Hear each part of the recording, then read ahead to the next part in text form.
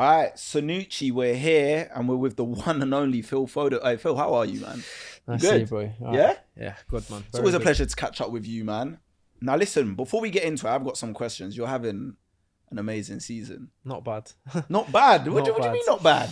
You're only as good as your last game, aren't you? So that's the mentality I have. So I hear it. yeah, Do you know what? Let's go straight into mentality because I think as a footballer, as an athlete in general, you have to have that elite mentality. But especially when you're playing for, Manchester City, such a successful team, and having a manager like Pep.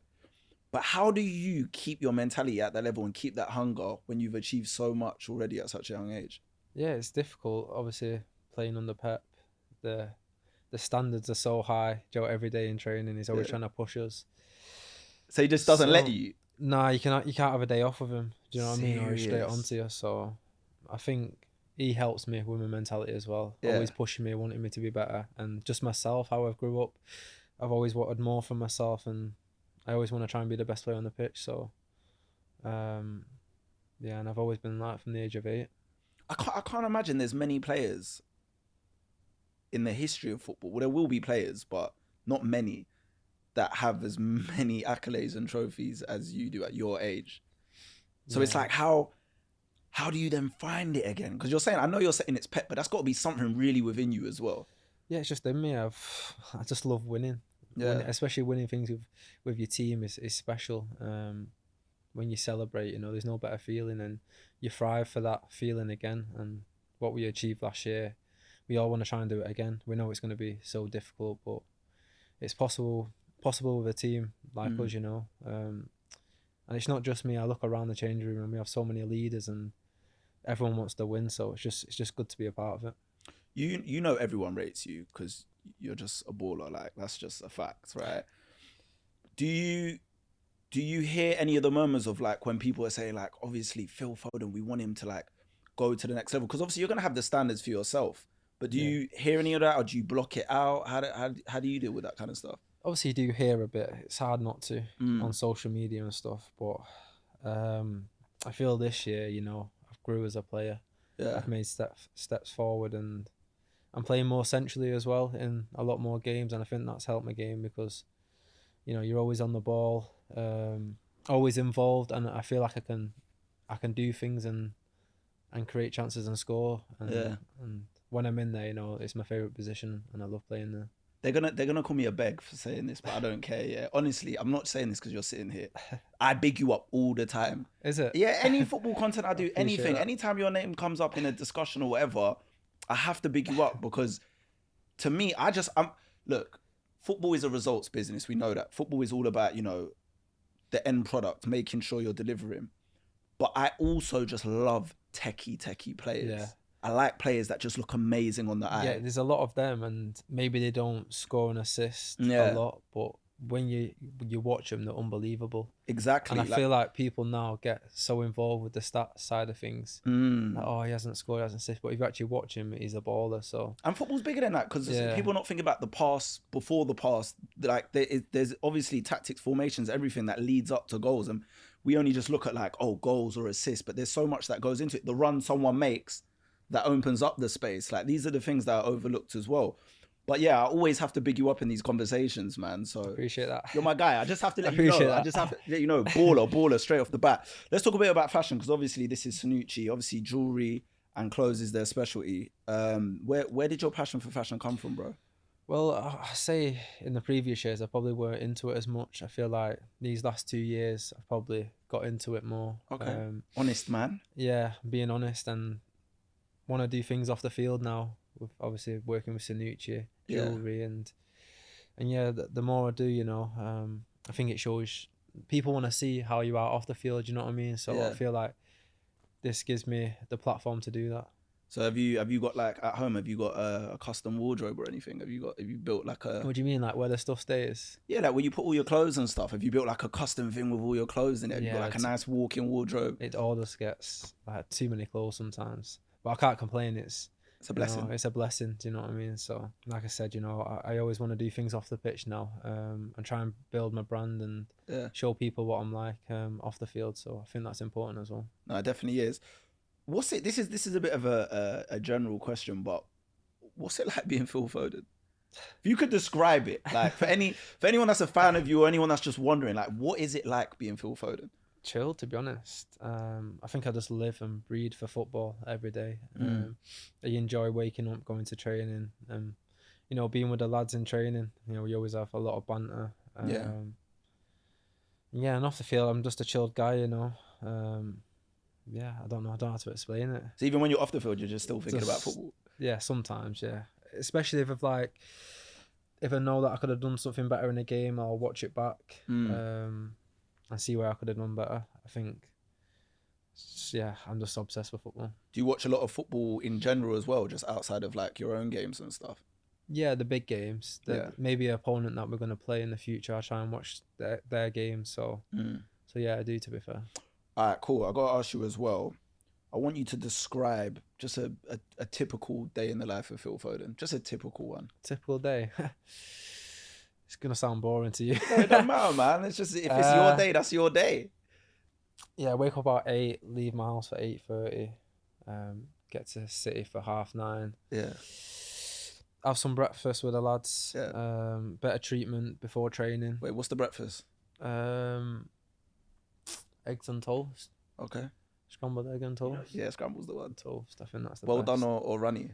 Nah, well done. See, well done. you I don't people, like it runny, man. You people that have runny scrambled eggs. That's wrong, man. That's wrong, isn't it? Nasty, man. Nah, you should be locked up. You should be locked up. It's not right. Nasty, that. But yeah, breakfast, then... Where was we up to? Breakfast. Yeah, breakfast with the boys. Then I go and get some treatment before training. Train at 11. Yeah. Maybe for an hour and a half. Say I leave City for 2. Yeah. And I'm just home chilling with the family. Mm. Like to go fishing time to time. Take my mind off football. I think you need to get away. Where you go to somewhere where you're on your own and you can just reflect on things. Why fishing, by the way? I don't know. How did you get into fishing? I think my dad. My dad. Is it? Yeah, I used to go with my dad, and I think when you do something when you're young, I think you just get into it. So yeah, I used to always go with my dad, and then ever since I've been obsessed with it. I've never done it. Really? Nah. Yeah, people don't really understand it. Like when I speak to my teammates, they think I'm strange, man. When I go fishing, none of the other players do it. Nah, none of them. Do you do like the full gear? Do you have like the hat on and the little? Nah, I don't do that. Have you ever caught like a big fish? Yeah, all the time. What's the like the biggest fish? Like bigger than this pillow, or I don't know. Yeah, probably the size of that sofa. Caught a catfish. It was like. Are you serious? Nah, I swear, bro. It was like 4 of us holding it. I'll have to show you the picture after. Yeah, it was like 138 pound catfish. It's like dead long. So like when it caught your thing, did you feel the force of it? Yeah, man. I was playing it for like 30 minutes. My back was in bits. Yeah. But I don't do that type of fishing a lot. That was just a one-off. We went to Spain to fish for them. But yeah. Okay. Oh, is it different out there? It's different. The fish are bigger and they're just massive. Flipping hell, man. I might have to try fish. I should at least man. try it, innit? Yeah, you need to try it to understand. All right, cool. So, who would you say is like one of the most stylish footballers that you've played with? Stylish? Yeah. That I've played with. Who takes their drip seriously, question, man? Could be England or Man City. Yeah, it's a good question. I would say Jack, Yeah, obviously he's Jack's got a deal with Gucci now and got a bit about him, innit? Yeah, he loves his style. He's into all that stuff, so I'll probably say Jack. Does he probably take it serious? Yeah, he does. His hair obviously has to do his hair, has to make sure he's dressed right, so yeah, I'll probably say Jack. Shout out to Jack, man. Cernucci, we're here with Cernucci, like we said. How did the partnership with Cernucci come about? I don't even know, actually. It's a long time now. I think obviously Ffed dropped me a message, said he was interested, and yeah. Did you know Ffed before? Or? No, I didn't know him before. Okay. But yeah, obviously he's a cool guy and got to know him, and then yeah, it just happened from there, really. What was it about the brand that made you kind of want to partner with them? The jewelry, obviously. Yeah. I like the stuff. I see myself wearing it, and it's kind of my kind of style. So yeah, I was interested. We see we got the bits on right now. Yeah, we got our stuff on. yeah. We got to show it off. We spoke about your accolades, but I just want to know, like, what was the feeling when you won the treble, man? Like, what was that feeling? Because, bro, the treble is like, we're talking about rarefied air here. Mate, honestly, once we won the treble, it didn't feel real for a long time. I was thinking, like, I'm actually living this moment. Especially winning the Champions League, because I know how much the team wanted it for years and how close we've been before. And then when that final whistle went, I can't explain the feeling. For the next like 30 seconds, yeah. I would love someone to have that feeling, do you know what I mean, that I had for that 30 seconds when the whistle went. So yeah, some of us don't even know what winning a trophy feels like in general. Because I support Spurs, but I don't even know what that feeling feels like, bro. I don't even know what it feels like to win an FA Cup, bro. Like, let alone a treble. Do you know what it is? I'm starved over here, Phil. Starved. It's crazy. But a treble, that's a whole different thing. So, like, obviously, when you win a trophy, like you win the Premier League, that's an amazing feeling. But like, what's just the next level of euphoria you're feeling then? I think now we've won the Champions League. I think that's the aim, to try and win it back to back. I think because it's the best competition for me in the world. I think now we've won it once, it should give us the confidence to do it again. So I'm hoping that we can win more Champions Leagues and put our name out there. How much work goes into actually winning a treble? So much detail. Like we have, for example, a set piece coach, and a game could be decided off a set piece now. Yeah. One little detail can make a big difference. So so much detail goes in, and the manager's big on that. And yeah, I think that's one of the reasons we win, because of the hard work the staff put in off the field for us. So yeah. What would it mean to you and obviously the team to do 4 in a row Premier Leagues? Just sounds crazy. Never been done before. Yeah, it's never been done before, and even the treble, it's been done once before. So that's the standards we set ourselves now. Yeah, teams are giving us hard times this year, though. It's been difficult. Yeah, they really don't want to. They don't want to let you lot have it. They don't want to let you lot have it. But as a Spurs fan, I want you lot to have it. I can't lie. Really? Yeah, of course. I appreciate that. I don't want Liverpool to win it, and I definitely don't want Arsenal to win it. So go get a 4-1, man. I'm all down for it. We'll try our best. But it's going to be, there's some stiff competition this year for sure. They're not messing about. No. You spoke about the 10 being, you enjoy playing the 10 this year. Would you say that is your preferred position then? Yeah, 100%. I think from a young age, I've always seen myself playing there. Obviously, it took a little bit of time because I had great players in front of me in that position. So I've just had to wait my time, and I feel now I'm getting more opportunity in there and showing people a different side to me, if you like, different side to my game. What is it about the 10 though? What is it about being in just that pocket of space there? I just feel freedom. Like I can get on the ball. I can come short, get a few little passes. Yeah. Or I can receive behind the midfield. I don't know. I can just mix my play up, if you like. And you're always involved. You always got to be alert. Your man's next to you. But I feel like if you're playing out wide, it's just you get the ball, you attack the fullback. Where in the middle, there's a lot of different things going on, and I enjoy playing there for that reason. It's interesting because at City, like when you're under Pep, every player, it feels like, almost has to be prepared to do all kinds of positions. Yeah, like you have to, everyone, I don't think there's anyone that's really just been in a position, like even Bernardo Silva, like he's played right, left, everywhere. He plays like everywhere. DM, like he's played all over the place. Is that just something you have to be prepared for if Definitely. You're playing under him? You can play, say, I play 10 one game. Next week I could be somewhere else. Yeah. So in training, you just have to be switched on and think I could play 5 different roles here. So I have to remember all the positions and the things we're doing in training. So that's the detail that we have to put in. But then how? Like obviously, I don't know if you could give the secrets away. But like, how does Pep get the players to do that? Because I feel like he's managed to get the best out of players in any position they're playing. How? Yeah, 100%. I agree with that. I think the way he works with players, in training, like I said before, how tough he is with me, wants me to always improve his life with everyone else. And I feel like no matter who he brings to the club, they always adapt to his game. And I feel like when you're under Pep, he shows you the simplest way to play football, but the most effective. Yeah. Yeah. Greatest manager of all time? Yeah. You can be biased. It's fine. No, but I think, obviously, from my heart, I feel like it's true, man. No, I think it's true. From watching the other teams that he's managed, yeah, for me. I think it's true. I always say Pep's the guy. Sir Alex, I'm sorry, man. It's done. It's over. As far as I'm concerned, it's done, man. It's over. And don't even put Klopp next to him. That's just how I feel. Don't worry, I can say that. You can't say that. I can say that. That's how I feel. Because the debates come up all the time. Me and my boys be arguing. And I'm like, bro, allow it. Like, Pep's Pep. Like, it's done now. The conversation's over. All right. Have you got a signature celebration yet? Yeah, I don't know if you've seen recently. I've been doing the sniper. How's it? What? Show me. It's just come about. Show me. Show you. Have you not seen it? Yeah, but I don't know if I've seen it as a reoccurring thing. I've done it the though. last 4 times I've scored. So Is it? Now it's going to be, I think, my main celebration. Do the sniper thing. Yeah, the lads liked it, so... Yeah. Yeah. How come you ain't done the fisherman one? Nah. Have you contemplated doing like the fisherman one? I don't, yeah, no. That's dead, bro. I can't do that. Just like... Nah, none of that. No, the sniper, I'm having the sniper still. Yeah. I also want to speak about just like when you're getting ready, like, do you put a lot of effort into your daily fit or is it just like a calm, casual thing for you? Sometimes, no. Like when I'm, say, a little bit tired in the morning, we're going train, I'll just throw a trackie on or something. But yeah, if you have a day off and I'm probably going to do things like go for a meal and stuff, then yeah.